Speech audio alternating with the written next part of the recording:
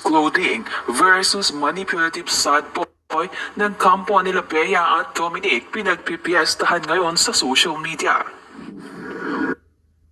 Wolf in sheep's clothing versus manipulative sad boy ng kampo nila Bea at Dominic pinagpipiestahan ngayon sa social media. Wolf in sheep's clothing. Ito ang nasa Instagram story ng kapatid ni Dominic Roque sa kasagsagan ng issue na paghihiwalay nila Dominic at Bea. February 6 nang ipinost sa kanyang Instagram story ng kapatid ni Dominic ang black and white photo na isang sheep na nakapatong sa isang wolf. Pinaghihinalaan ngayon ng mga netizens na tinutukoy nito ang tungkol sa isang taong animoy, puro at mabait kagaya ng isang tupa. Ngunit iyon pala ay nagbabalat kayo lamang kagaya ng isang mabangis na lopo.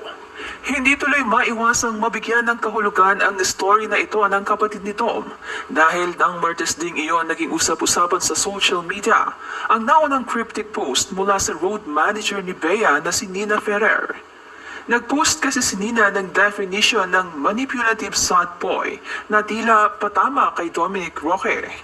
Naiugnay iyon kay Dominic dahil may mga netizens na pumunas na mukhang sad boy si Dominic sa solo pictures na ipinopost ng binata sa kanyang social media account. Ang ipinost ng manager ni Bea ay sinang-ayunan din ng makeup artist ni Bea na si Tin Duque. Anito sa caption ay, "This should be stopped." Iba-iba naman ang naging pahayag at komento ng mga netizen kaugnay sa pakikisali ng mga taong nakapaligid kina Bea at Dominic.